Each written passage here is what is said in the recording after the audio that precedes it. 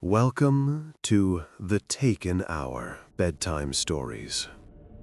Tonight, I invite you to leave the noise of the day behind. Unclench your jaw, lower your shoulders, and simply listen. If you enjoy our journey into the stars tonight, please subscribe to stay with us. Now, let us drift to a place where the ocean meets the sky. Our story begins in a quiet harbor town, wrapped in a blanket of midnight mist. The water here is dark and glassy, reflecting the few street lamps that hum with a warm, amber glow. There is a scent of salt and old wood in the air, grounding us, while the gentle lap of water against the docks sets a slow, rhythmic pace for your breathing. In and out. The town is sleeping, but one window remains lit, high up in a narrow brick building overlooking the sea. This lit window belongs to a workshop. Inside, the air usually ticks with the heartbeat of 1,000 mechanical lives. It is the domain of Elias, the watchmaker of the port. The room is filled with shelves of brass gears, pendulums suspended in glass cases, and grandfathers standing tall in the corners. Normally, this room is a symphony of rhythm. Tick-tock, tick-tock. But tonight, the room is profoundly silent. It is a silence so deep it feels like a soft velvet blanket draped over the world. Dust motes dance in the solitary beam of light from his desk lamp, suspended in the air as if gravity has forgotten them. Elias sits at his workbench, a jeweler's loupe in his eye, staring not at a broken spring, but at a mystery that spans the entire coast. Elias was not always a watchmaker. Before he learned the intricate language of springs and escapements, he was a sailor. He spent 40 years navigating the vast, open silence of the ocean. He knows the stars better than he knows the streets of this town. His hands, now steady enough to manipulate screws the size of a grain of sand, were once calloused from hauling ropes. He understands the sea's moods, its tempers, and its secrets. But what happened 3 nights ago, he cannot explain with nautical charts or tide tables. He looks up from his bench, his eyes drifting to the wall where 20 different clocks hang. They are of different makes, different origins, different sizes. Yet they all agree on one singular, impossible fact. Every single clock in the room has stopped. The grand mahogany grandfather clock near the door, the delicate porcelain mantel clock, the heavy iron ship's chronometer on the shelf, they are all frozen. The second hands are arrested in mid-sweep. The pendulums hang dead center, motionless. And they have all stopped at the exact same moment, 02:47. Elias picks up a silver pocket watch, winding it gently. The crown turns, the spring tightens, but the mechanism refuses to beat. It is not broken, it is simply paused, as if the concept of time itself has decided to take a rest. 02:47. The numbers seem to glow softly in the dim light. It isn't just his shop. He knows that outside, the town hall clock tower stands silent, its great iron hands pointing to the same time. The town outside feels the weight of this pause. Even though days and nights still cycle, there is a lingering sensation that the world is holding its breath. The shadows stretch a little longer than they should. The fog rolls in slower, curling around the cobblestones like a sleepy cat.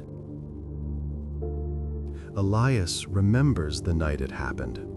He remembers the ship, the nightjar, his final vessel before retiring to the shop. He wasn't on the nightjar 3 nights ago. He was safe on land. But the memory of that ship is tied to this phenomenon. The old sailors at the docks whisper about it. They say the nightjar returned from the deep waters covered in a strange, iridescent frost that didn't melt, bringing this silence with it. Elias leans back in his chair, closing his eyes, letting his mind drift back to the sea. In his memory, the ocean is a vast mirror. The horizon is indistinguishable from the sky, a seamless gradient of indigo fading into black. The stars are not just above, but below, reflected perfectly in the stillness. It is the kind of calm that makes you feel small and infinite all at once. Elias can feel the phantom rocking of the deck beneath his feet. He remembers the crew standing at the railing, looking out toward the north. There was no wind. The sails were slack, hanging like heavy curtains. The engine hummed a low, steady lullaby. Then they saw it. Not a storm, not a squall line, but a shimmering haze sitting on top of the water, glowing with a light that seemed to come from within the molecules of the air itself. The glowing cloud was soft, luminous, shifting between hues of pale violet and seafoam green. It didn't look threatening. It looked like a nebula had fallen from the cosmos to rest on the waves. As the nightjar drifted closer, carried by a current that shouldn't have been there, the silence deepened. The sound of the water parting around the hull vanished. The hum of the engine dampened, as if the ship were being wrapped in cotton wool. Elias remembers the feeling on his skin, a gentle tingle, like the static before a summer rain, but soothing. It was a sensation of pure energy, untethered and free. The light from the cloud began to spill onto the deck, painting the weathered wood in impossible, dreamlike colors. The crew did not panic. That is the strangest part of the memory. Usually, sailors fear the unknown, but this light brought a profound sense of peace. The boatswain, a man who shouted his orders, stood mute, his eyes wide with wonder, reflecting the auroral shimmer. They watched as the boundary of the cloud approached the bow. It wasn't a wall of mist, it was a transition of reality. As the bowsprit pierced the light, it didn't disappear. It became hyper-real. The grain of the wood stood out in sharp relief. The rust on the anchor chain sparkled like gemstones. Elias felt his heartbeat slow down. Thump, thump, thump, synchronizing with a rhythm that was vast and slow, echoing the rotation of the planet itself. They entered the cloud. The world outside the ship vanished, replaced by a cocoon of swirling luminescence. It was warm, comforting. Elias looked at his hands. They were glowing faintly. the light passing through his skin as if he were made of translucent glass. He felt lighter, as if the gravity of Earth had loosened its grip just enough to let him float. The air tasted sweet, like ozone and jasmine. This was the moment, he realizes now in his workshop, that time began to fray. Inside that cloud, there was no before or after. There was only now. An eternal, stretching now. A moment so perfect that the universe hesitated to move forward. The ship drifted through this suspension for what felt like hours, or perhaps seconds. It is impossible to say. During this passage, Elias saw or sensed shapes in the light. Tall, slender forms composed of geometry and starlight. They were not solid. They drifted alongside the nightjar, observing.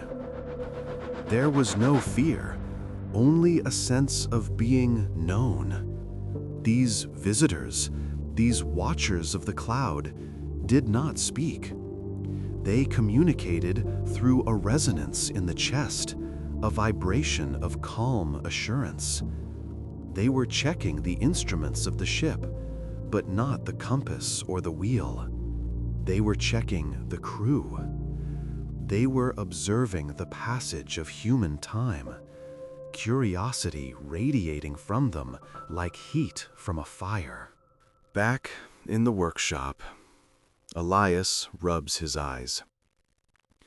The memory is so vivid it overlays the present room. He picks up a small screwdriver, twirling it absently. He suspects the cloud that the nightjar passed through wasn't just weather. It was a leak, a place where the dimensions rubbed together. And when the ship returned to port 3 nights ago, it dragged a piece of that timelessness with it. It trailed behind the rudder like a fishing net made of starlight, catching the town in its mesh. The moment the ship docked, the ropes were tied and the engines cut. That was 0247, the exact moment the heavy iron anchor hit the harbor mud. The shock wave of stillness rippled out, passing through the stone, the wood, and the brass gears of every clock within a mile. It explains the quiet. The seagulls have been less raucous. The waves seem to break in slow motion, rolling onto the sand with a deliberate, languid grace. Elias stands up and walks to the window. He looks down at the street. A stray dog is trotting across the cobblestones, but even its movements seem fluid, lacking the sharp, jerky energy of a normal animal. The street lamp flickers, a slow pulse. The town is dreaming while it is awake. The anomaly isn't hurting anyone. In fact, people seem more rested. The frantic rush of the market has mellowed. Arguments dissolve before they begin because no one has the energy to sustain the anger. The aliens, if that is what they were, didn't attack. They simply pressed the pause button. Elias turns back to the grandfather clock. He opens the glass door to the pendulum case. He gives the brass disc a gentle push. It swings to the left, then to the right, then slows and stops dead center again. It refuses to maintain momentum. The physics of the room have changed. Friction, gravity, inertia, they are all behaving politely, but they are not following the old rules. It is as if the air has become thick with meaning, too dense for the trivial chopping of seconds. Why count the moments when the moment is this beautiful? Elias feels a strange sense of relief. For a man who has spent his life ensuring trains run on time and shifts end when they should, this freedom from the clock is intoxicating. He wonders if the beings are still nearby. Are they hovering in the upper atmosphere, watching their experiment? Or perhaps they are microscopic, woven into the fog that clings to the harbor. He sits back down and picks up the ship's log he recovered from the nightjar. The last entry is scribbled in a shaky hand, not out of fear, but out of awe. It reads simply, "Light, no time, we are held." He traces the ink with his finger. We are held. That is the sensation. A cosmic embrace, a safety net strung beneath the tightrope of existence. He realizes he doesn't want to fix the clocks tonight. To fix them would be to break the spell, to invite the rush back in. A soft sound interrupts his thoughts. It is not a tick, nor a talk. It is a hum, a low, resonant vibration coming from the chronometer on the high shelf. This clock was on the nightjar during the event. Elias stands and approaches it. The brass housing is warm to the touch, warmer than the room. The glass face is not reflecting the room. It seems to be swirling with a faint, pearlescent mist, mimicking the cloud from the ocean. He leans in closer, his ear hovering inches from the glass. He hears it, the sound of the ocean, the sound of deep space, a choir of silence. The clock isn't measuring time anymore. It is measuring proximity. It is reacting to something drawing near again. Elias takes the chronometer down. It is heavy, solid. He carries it to the window. Outside, the mist is thickening. The harbor lights are becoming diffuse halos, soft orbs of orange floating in the gray. He looks toward the horizon, past the breakwater. Is it his imagination, or is the sky lighter there? A soft, violet bruise on the darkness of the night. The chronometer hums louder in his hands, a purring cat made of metal. The connection is still open. The bridge has not been retracted. The watchmaker feels a yawn stretching his lungs, but it isn't exhaustion. It is a deep relaxation, a signaling from his body that it is safe to let go, safe to surrender to the stillness. He decides to go for a walk. He needs to see the water. He puts on his heavy wool coat and steps out of the workshop. The stairwell is silent. The wood does not creak beneath his boots.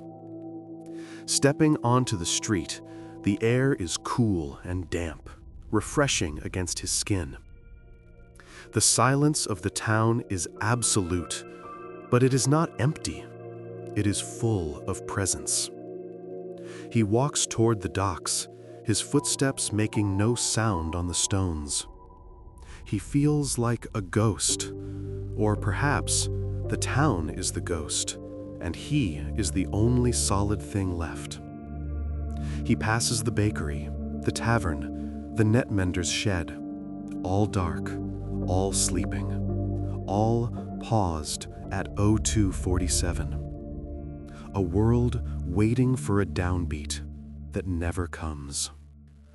At the edge of the water, the scene is breathtaking.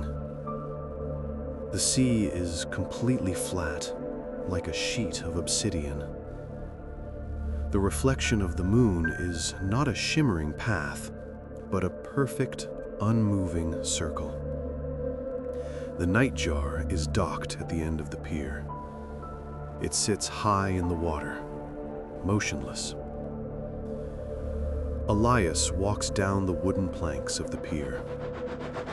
The smell of the sea is stronger here, mixed with that strange, sweet scent of ozone. He approaches his old ship. He lays a hand on the hull. The wood vibrates against his palm, matching the hum of the chronometer he left back in the shop. The ship remembers. Wood has a memory, soaked in salt and starlight. It remembers the touch of the cloud. Elias climbs aboard. The deck is dry. He walks to the wheelhouse. He stands where the captain stood. He looks out at the violet glow on the horizon. It is pulsing slowly, like a breathing lung. Expand, contract. Expand, contract. He understands now that the beings didn't come to conquer. They came to heal. The world spins so fast. Everyone is running, chasing the hands of the clock. These visitors saw a planet exhausted, a species burning out. So they applied a brake, a gentle, cosmic hand slowing the spinning top. Elias leans against the wheel, feeling a profound gratitude. He is not worried about when time will start again. He is just glad that for now, it hasn't. He sits on the bench in the wheelhouse, wrapping his coat tighter. The rhythmic pulsing of the light on the horizon is hypnotic.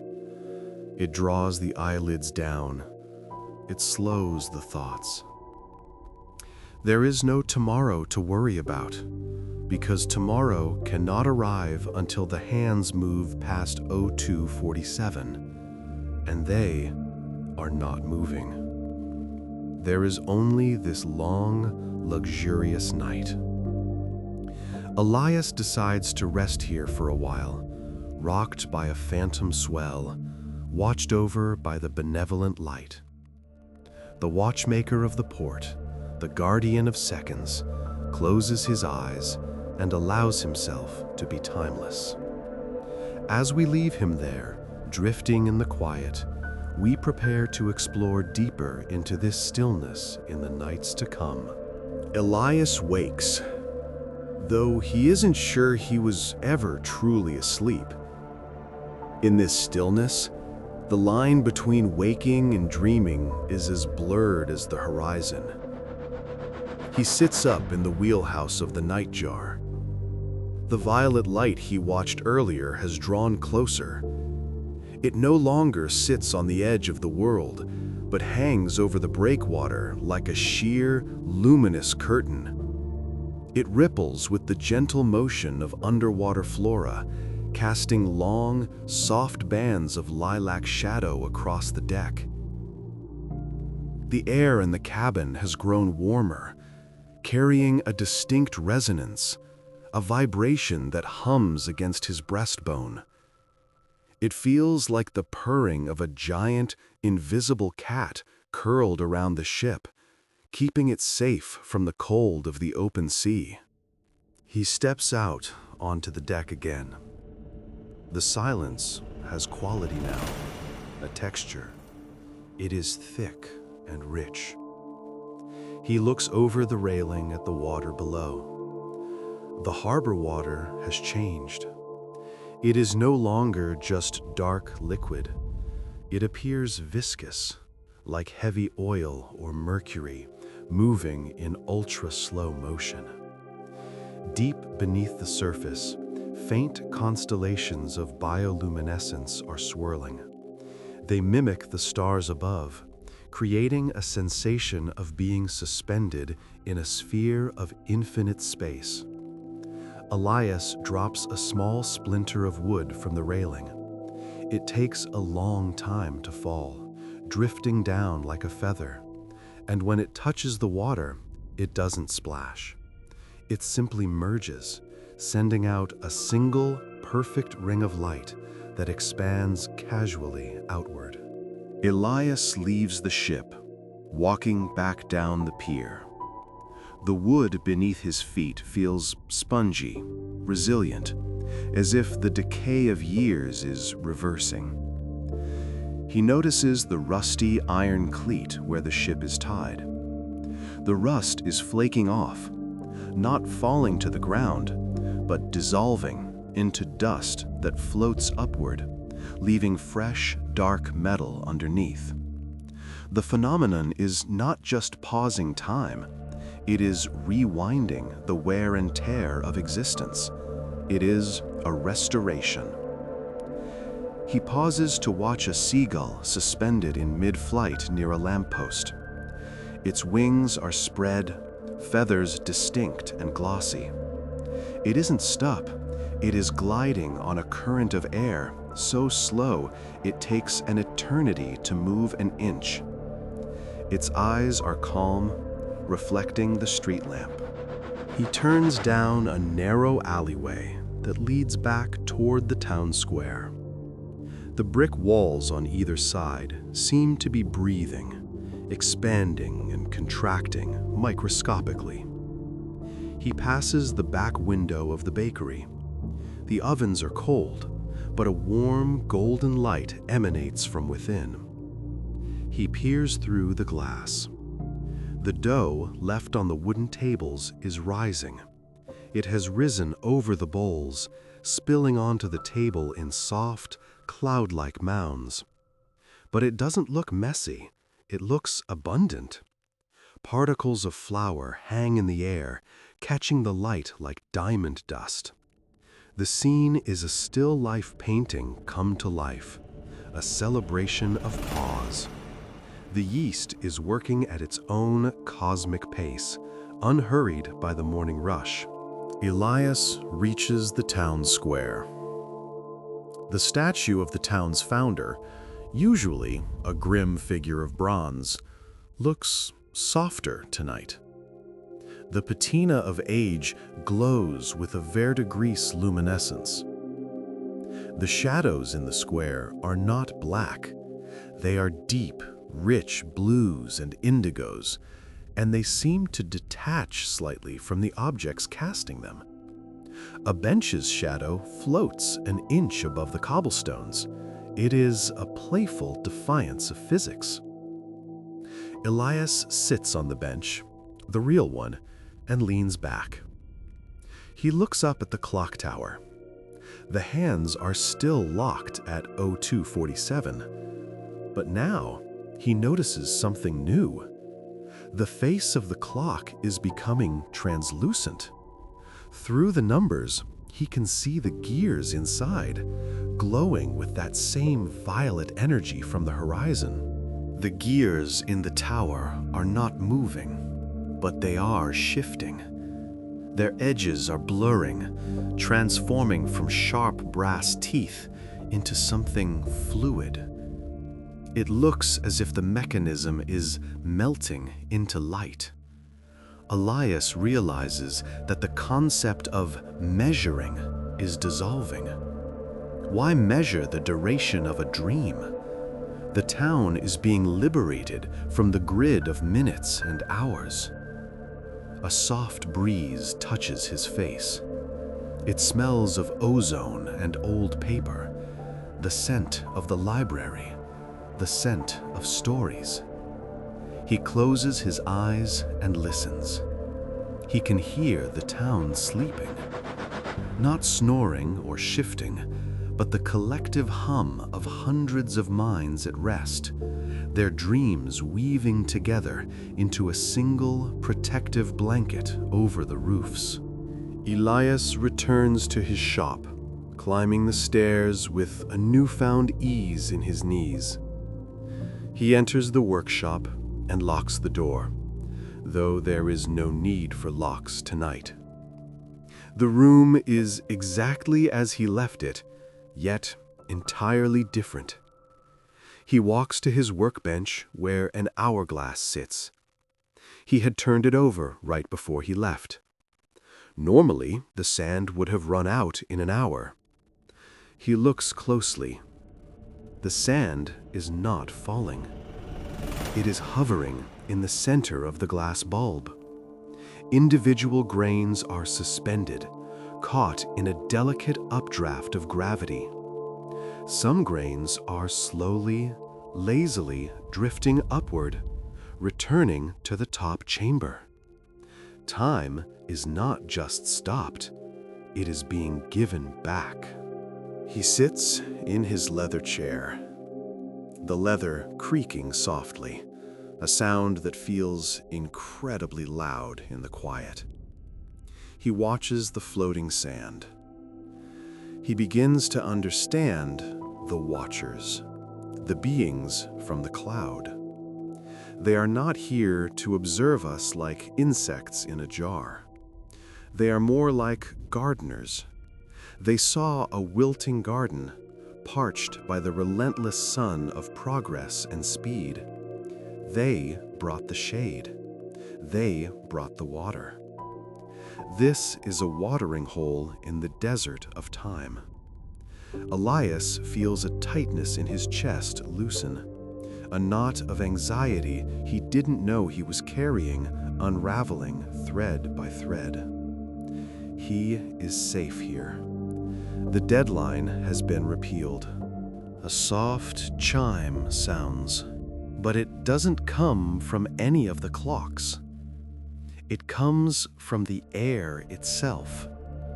A small orb of light, no larger than a marble, drifts through the closed window pane. It passes through the glass as if it were smoke. The orb is a pale, warm orange. It floats around the room, inspecting the clocks. It pauses before the grandfather clock, then the mantel clock. It seems curious. Elias stays very still. He is not afraid.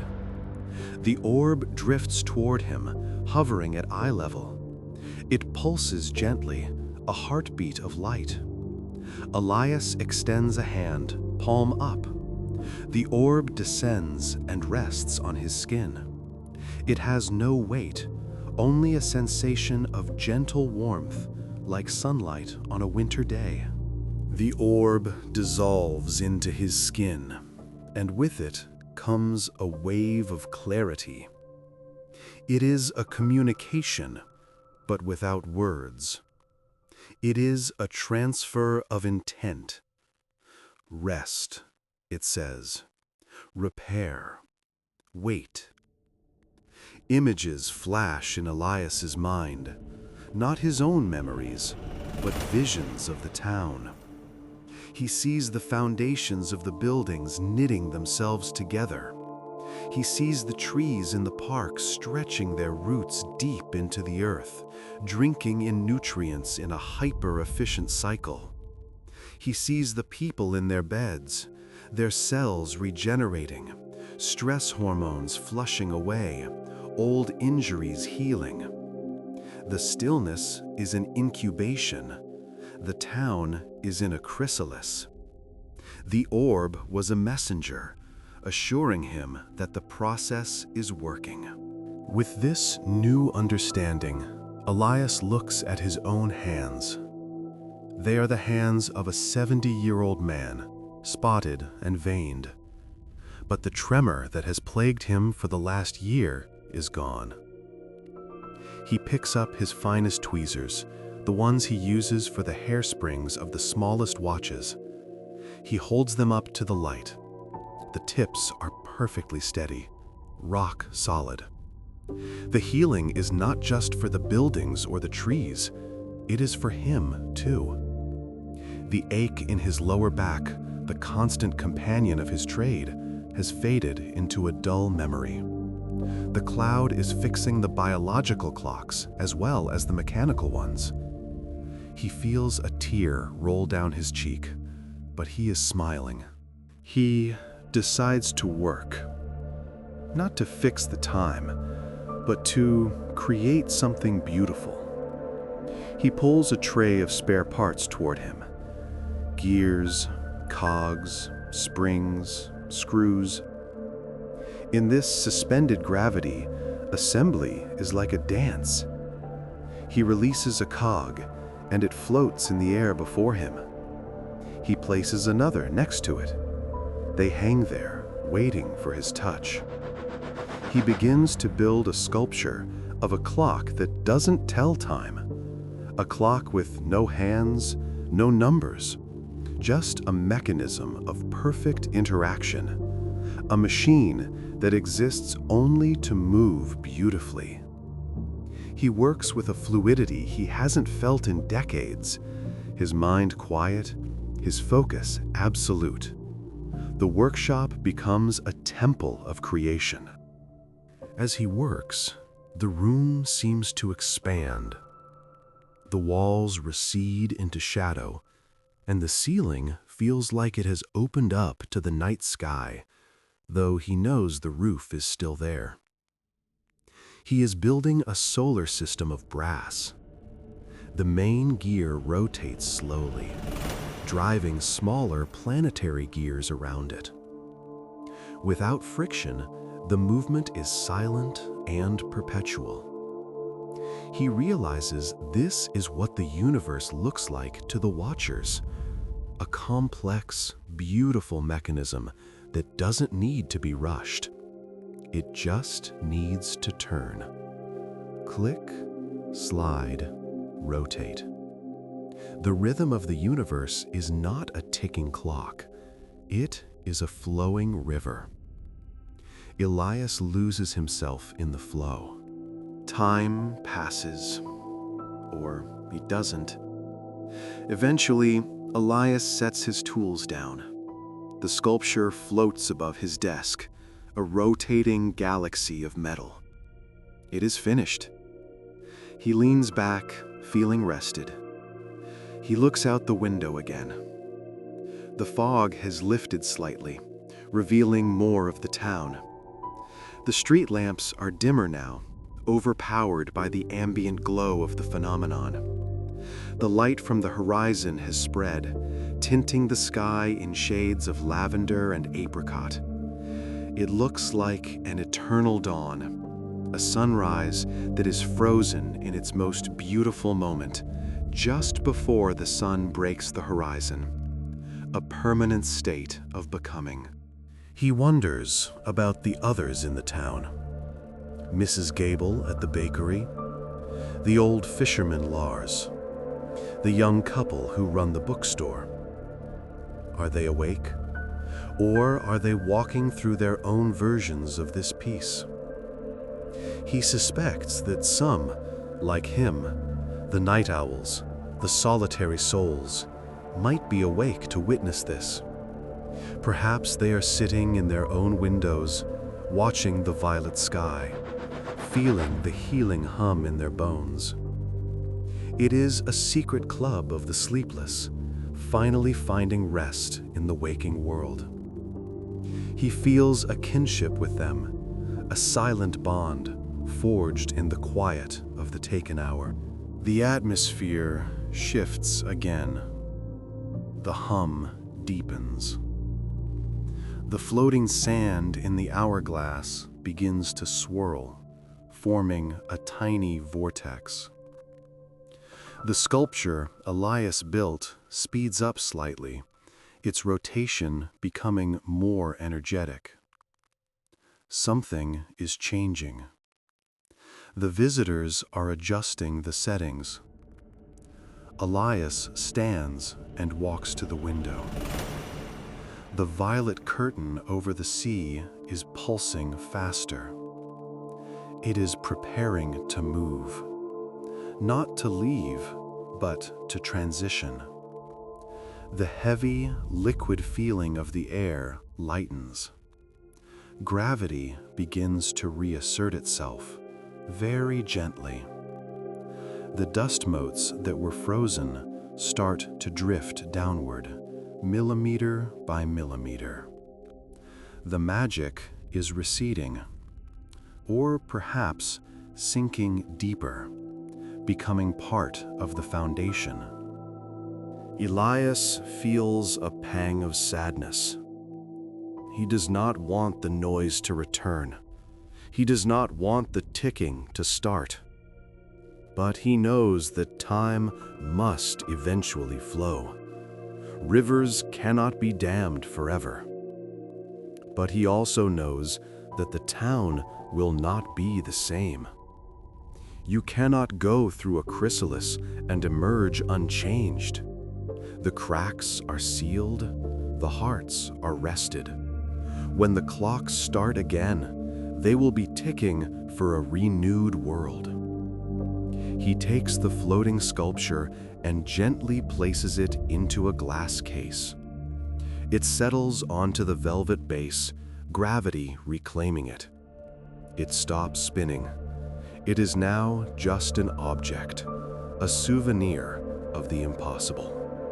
He decides to go up to the roof of his building. He wants to see the sky one last time before the world wakes up. He climbs the narrow ladder and pushes open the hatch. The cool air hits him. The view is magnificent.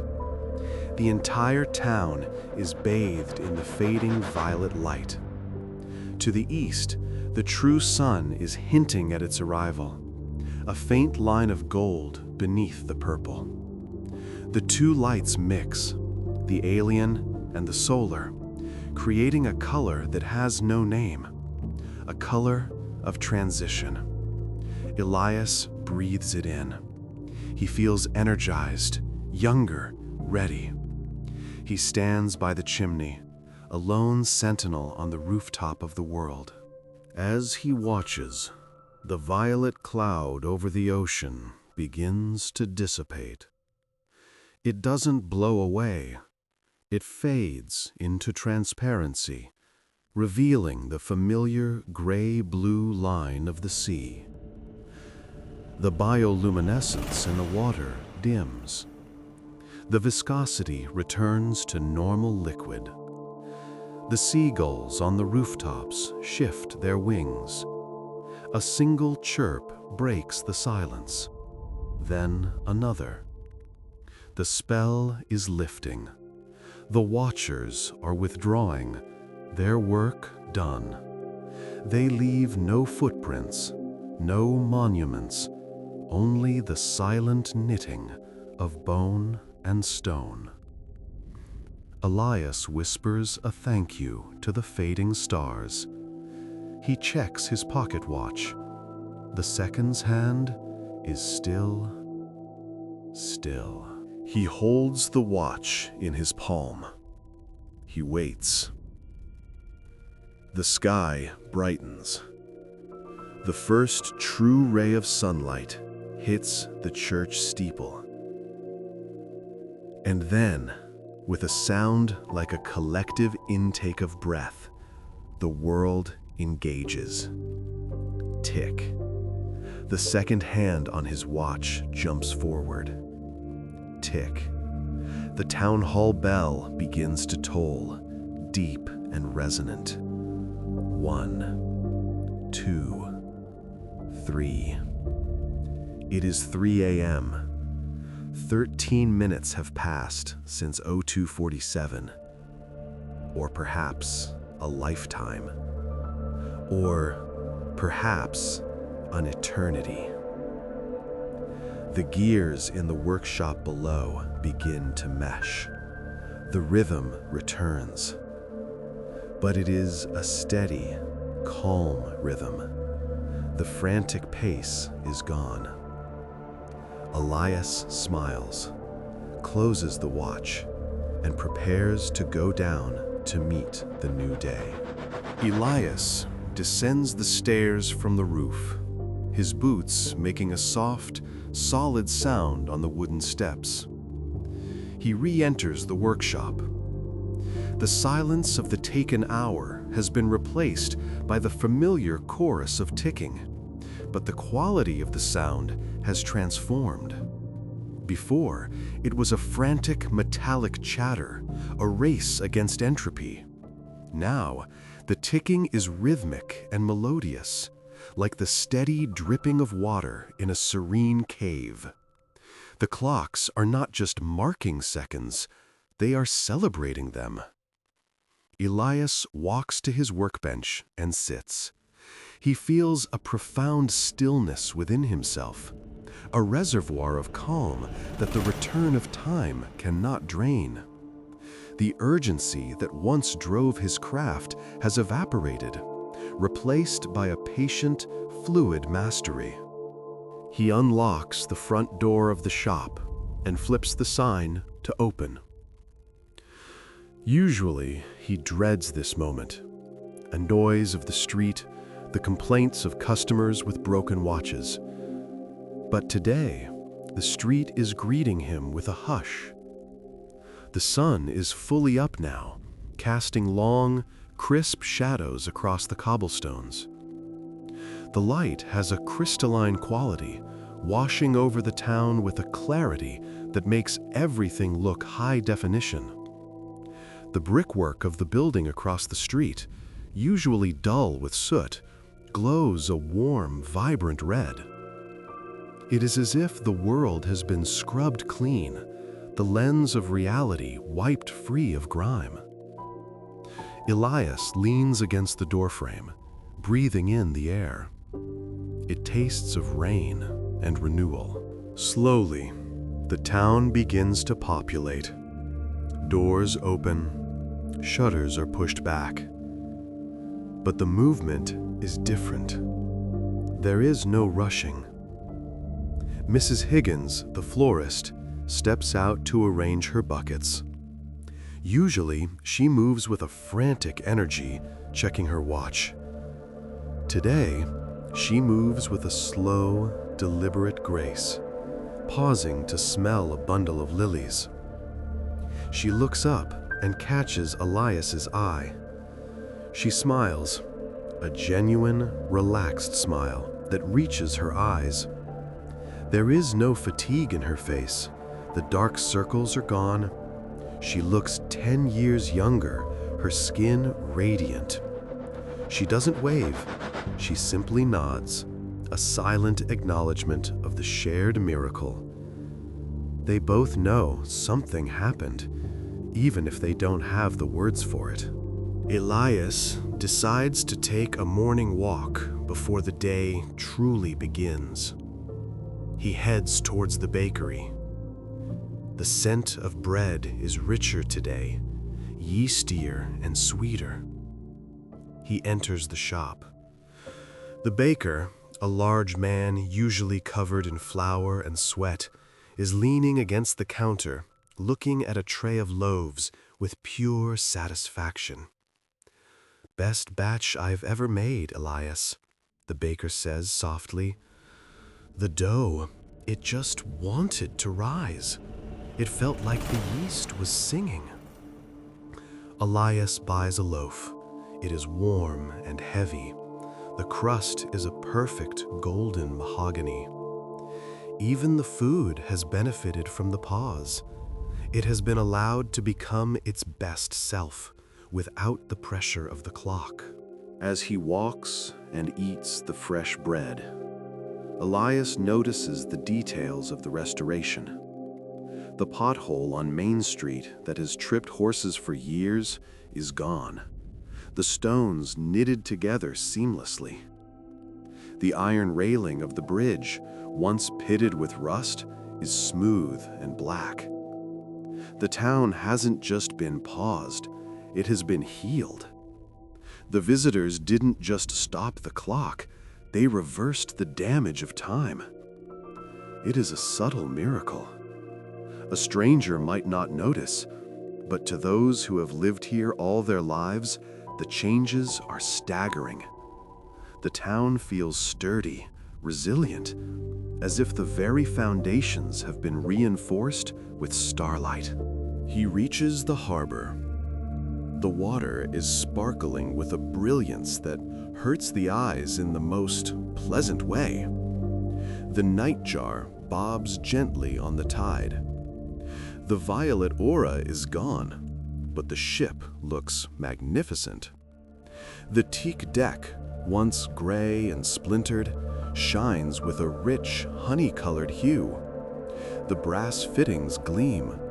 It looks like the day it was launched. Elias walks down the pier. A few fishermen are preparing their nets. They are working in silence, their movements synchronized and efficient.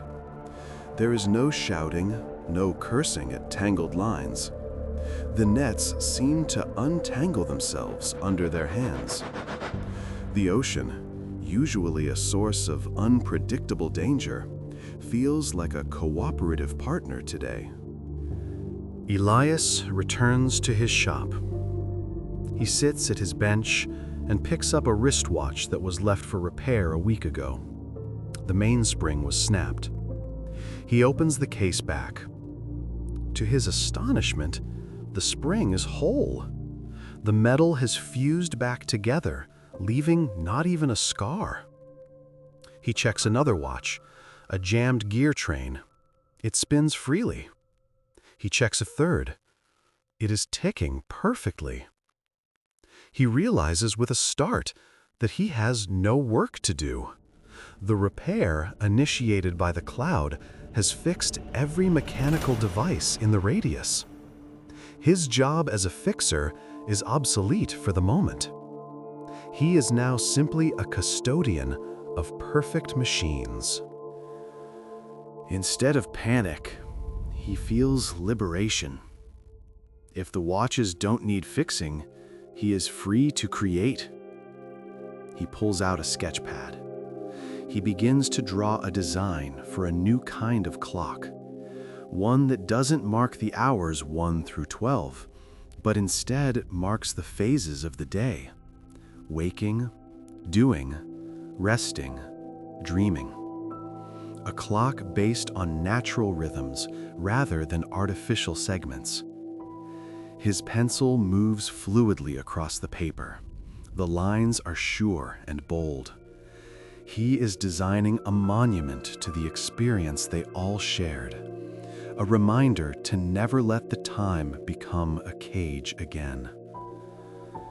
The sunlight streams across his desk, illuminating the graphite dust. By midday, the town is humming, but the pitch is low and pleasant. It is the sound of a well-oiled machine. Elias stands at his window, looking down. He sees a young couple walking hand in hand. They stop to look at the sky. Everyone seems drawn to the sky today. There is a collective subconscious memory of the violet light, a lingering sense of gratitude towards the heavens. The clouds above are normal white cumulus drifting lazily, but to the people of the port, they are beautiful sculptures. The appreciation for the mundane has skyrocketed. Boredom has been replaced by presence. The afternoon stretches out, long and golden. Elias spends hours just polishing the glass of his display cases. It is meditative work. He hums a sea shanty, a slow, mournful tune that sounds surprisingly cheerful in the quiet shop. He realizes he hasn't looked at a clock to check the time all day. He has eaten when hungry, rested when tired, and worked when inspired. He is living in the after-time, a period where the clock is a tool, not a master. The anxiety of running out of time has vanished, replaced by the certainty that there is always enough. As evening begins to fall, the light changes to a deep amber. The shadows lengthen, but they are soft, not menacing. The transition from day to night is seamless. Elias closes the shop. He feels no fatigue, only a gentle winding down, like a pendulum slowly coming to rest. He decides to visit the town square again. He wants to see the clock tower at twilight. As he walks, he notices the street lamps flickering on. They don't buzz or pop, they simply glow into existence, warm orbs guiding the way. The town feels safe, wrapped in an invisible blanket of lingering protection. In the square, a few people are sitting on benches, watching the sunset. There is no conversation, just a shared, companionable silence. Elias sits near the fountain. The water flows clearly, the sound sparkling in the air. He looks up at the clock tower. The face is illuminated. The hands show 8:15. It is moving forward, but the memory of 0247 is etched into the stone. Elias wonders if anyone else remembers the exact time it stopped. He catches the eye of the old librarian across the square. She taps her wrist and smiles knowingly. She remembers. They all remember. The stars begin to appear. First, Venus, bright and steady in the west. Then Sirius. Then the belt of Orion. Elias looks for the anomaly, for the violet cloud. The sky is clear, deep black and dusted with silver. The visitors have truly gone, returning to the fold of deep space. But they have left a fingerprint on the atmosphere. The stars seem brighter, closer. They don't twinkle as much. They burn with a steady light. It is as if the atmosphere has been thinned, or the eyes of the people sharpened. The barrier between the earth and the cosmos feels thinner tonight. Elias returns home, but he doesn't go inside immediately. He stands at his door, listening to the ocean. The waves are lapping against the shore with a rhythm that matches his own breathing. In, out, rise, fall. He realizes that the time freeze was a lesson in rhythm. The world had lost the beat, and the universe stepped in to conduct. Now, the music of the spheres is audible again. He feels a deep sense of responsibility to keep this rhythm, to not let the frantic noise of the world drown it out again. He enters the workshop and prepares for bed. He winds the grandfather clock. Crank, crank, crank. The sound is satisfying. He sets the weights. He adjusts the pendulum.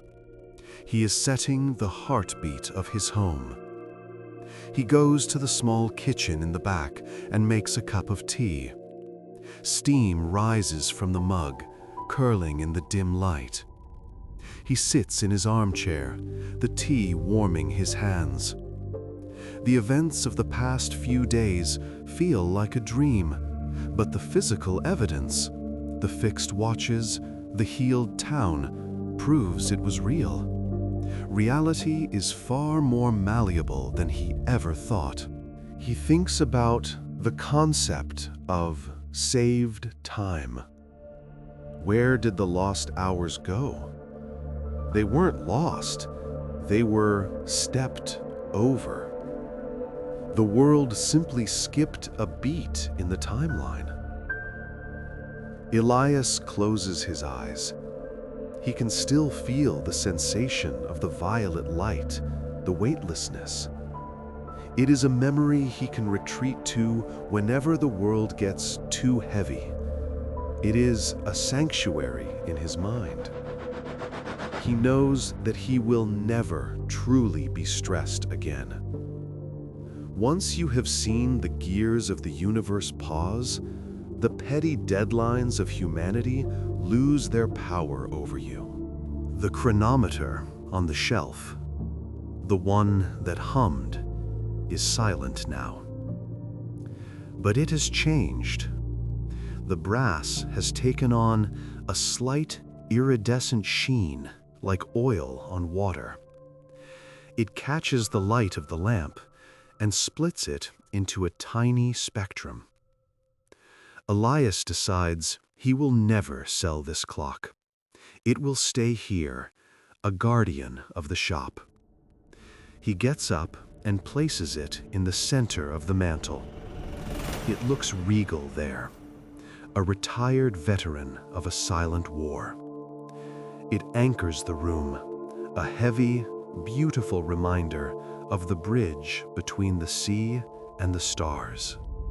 The night deepens.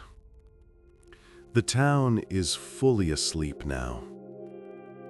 The quality of sleep in the Porth has changed too. No one is tossing and turning. Dreams are vivid and lucid. Elias climbs into his own bed. The sheets are cool and crisp. He lies on his back, staring at the ceiling, where the shadows of the street lamp play. He feels the rotation of the earth. He feels the ship of the world sailing through the dark ocean of space. He is just a passenger, and for the first time in his life, he is happy to just enjoy the ride. As he drifts towards sleep, a thought occurs to him. Maybe the watchers didn't leave. Maybe they are always there, in the spaces between the seconds. Maybe 0247 happens every night for a fraction of a nanosecond, just enough to keep the universe from flying apart. A secret stitch in the fabric of time. The thought is comforting. We are not alone. We are maintained. We are held. The words from the logbook echo in his mind. We are held. With that thought, the watchmaker closes his eyes. The breathing of the house settles. The wood settles. The clocks tick in unison, a soft, rhythmic lullaby. Tick-tock, tick-tock. It is the heartbeat of a healthy world. Elias falls into a deep, dreamless sleep, the kind of sleep that restores the soul. Outside, the tide turns. The water recedes and returns, ancient and endless. The moon watches over the port, a silent silver eye. The story continues in the quiet, in the spaces between the beats, as we prepare to say our final goodnights to the watchmaker in the nights to come. Weeks drift by like leaves on a slow-moving river. The town has settled into its new rhythm, a tempo that feels closer to the movement of the tides than the ticking of a machine. The seasons begin to turn, slipping from the cool mist of spring into the warm, golden embrace of early summer. But even the heat feels different, less oppressive, more like a gentle weight resting on the shoulders. Elias sits on his workshop steps, watching the sunlight traverse the cobblestones. He notices how the light seems to linger on the surfaces of things, caressing the brick and wood, savoring the contact. The rush of the world has been permanently dialed down, replaced by a luxurious sense of presence. People still bring their clocks to Elias, but the requests have changed. They no longer ask, "Can you make it run on time?" They ask, "Can you make it run quieter?" They want the mechanisms to whisper, not shout. Elias obliges. He oils the gears with a special lubricant he mixes himself, thick and smooth. He adjusts the escapements to soften the click. He is tuning the town to a lower frequency. His workshop has become a sanctuary of soft sounds, a library of heartbeats. When customers enter, they lower their voices instinctively, matching the hush of the room. They leave feeling lighter, carrying their timepieces like sleeping birds in their pockets. One evening, Elias takes a stroll to the edge of the town where the lighthouse stands. The great lens rotates slowly, sweeping a beam of light across the dark water. Flash, darkness, flash, darkness. It is the slowest clock of all. He leans against the white stone wall, feeling the residual warmth of the sun. He looks out at the horizon, where the violet cloud once hovered. There is nothing there now, but the infinite tapestry of stars. But he knows the connection remains. The sky feels like a friendly roof, not a cold void. The distance between the earth and the cosmos has been bridged by memory. He feels small, but significant. A single cog in a glorious, infinite machine. The children of the port seem to understand the change best of all. They play in the square, but their games are less about winning and more about being. They spend hours watching ants march in a line or clouds changing shape. Elias watches them from his window.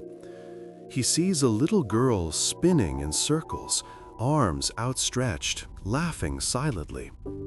She stops and looks at her hands, just as Elias did on the ship. She feels it too, the lingering magic. The next generation will grow up without the constant anxiety of the countdown. They will know time as a friend, a wide open field rather than a narrow corridor. This is the true gift the Watchers left behind. Elias decides to create one final masterpiece. He clears his central workbench. He wants to build a clock that does not measure hours, minutes, or seconds. He wants to build a tide clock, one that tracks the breath of the ocean. He uses driftwood for the casing, wood that has been smoothed by years of salt and sea. The face is mother of pearl, shimmering with hidden colors. The hand is a simple piece of silver, shaped like a wave. He works slowly, savoring every file stroke, every turn of the screw. There is no deadline. The clock will be finished when it is finished. The process is the destination. As he works on the tide clock, the days blend together into a seamless ribbon of contentment. He forgets to wind his own pocket watch. It sits on the nightstand, stopped at some random hour. and he feels no urge to restart it. He wakes when the sun hits his pillow. He eats when his stomach rumbles. He sleeps when his eyes grow heavy. He has returned to the biological rhythm of his ancestors. His body thanks him. The stiffness in his joints has vanished completely. His breathing is deep and regular. He is vibrating at the resonant frequency of the earth itself. The tide clock is finished on a rainy afternoon. The rain taps gently against the window pane, a soft, gray percussion. Elias hangs the clock on the wall facing the sea. It doesn't tick, it glides. The silver wave moves imperceptibly slow, tracking the high and low tides. It is in perfect sync with the water outside. It is a mirror of the natural world. Elias sits in his armchair and watches it. It is hypnotic. It reminds him that everything rises and falls, comes and goes, in a cycle that needs no management. We are just floating on the surface. Word of the tide clock spreads. The neighbors come to see it. They stand in the workshop, dripping raincoats in hand, staring at the pearl face. They don't ask how much it costs. They simply watch. It calms them. It breathes, the baker whispers. And he is right. The clock seems to inhale and exhale with the ocean. Elias realizes he hasn't just built a timepiece, he has built an anchor. A reminder for the town to stay grounded in the natural flow. He decides he will make one for the town hall to replace the old, strict regulator. Summer fades into autumn. The air turns crisp, smelling of wood smoke and dried leaves. The light turns amber. Elias spends his evenings on the nightjar, which is now permanently docked as a quiet space for anyone who needs it. He sits in the wheelhouse, reading by the light of a lantern. The violet anomaly is now a legend, a story told to children before bed. Once upon a time, the world stopped so we could catch our breath. It is a good story, a true story, the best kind. One night, the fog rolls in, thick and blanketing. It reminds Elias of that night. He walks through the mist, feeling the moisture on his face. He is not looking for the aliens. He knows they are gone. But he feels a deep gratitude to them. They saved him. They saved all of them. He reaches the end of the pier and looks up. The fog swirls around the street lamps, creating halos of light. He closes his eyes and listens to the silence. It is not the absolute silence of the freeze, but the peaceful silence of a sleeping world. It is enough. Elias realizes that he is ready to retire. Truly retire. He will leave the shop to his apprentice, a young woman with steady hands and a calm heart. She understands the philosophy of the slow fix. He will spend his days watching the sea, carving wood, and sleeping. The thought brings him immense joy. He has spent 70 years serving time. Now, time will serve him. He packs a small box of his favorite tools, not to use for work, but just to hold, to remember the weight of them. They are old friends. On his last day in the shop, He winds the grandfather clock one last time. He sets the pendulum in motion. Tick, tock. It is a slow, dignified sound. He runs his hand over the mahogany case. "Take care of them," he whispers to the clock. He steps out into the street. The sun is setting, painting the sky in shades of lavender and rose, colors that remind him of the visitors. The town is bathed in this gentle light. He locks the door and hands the key to his apprentice. She smiles. "Sleep well, Elias," she says. He walks to his small cottage by the sea. It is a humble place, filled with books and the smell of tea. He lights a fire in the hearth.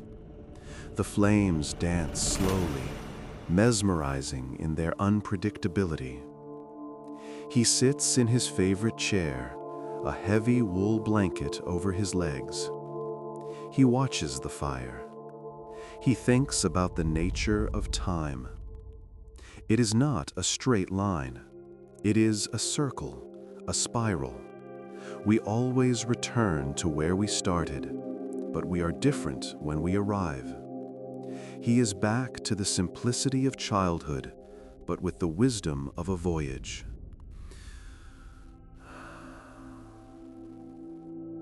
The wind picks up outside, a gentle lullaby whistling through the eaves. It is the song of the planet. Elias closes his eyes. He performs a mental scan of his body. His feet are warm. His legs are heavy.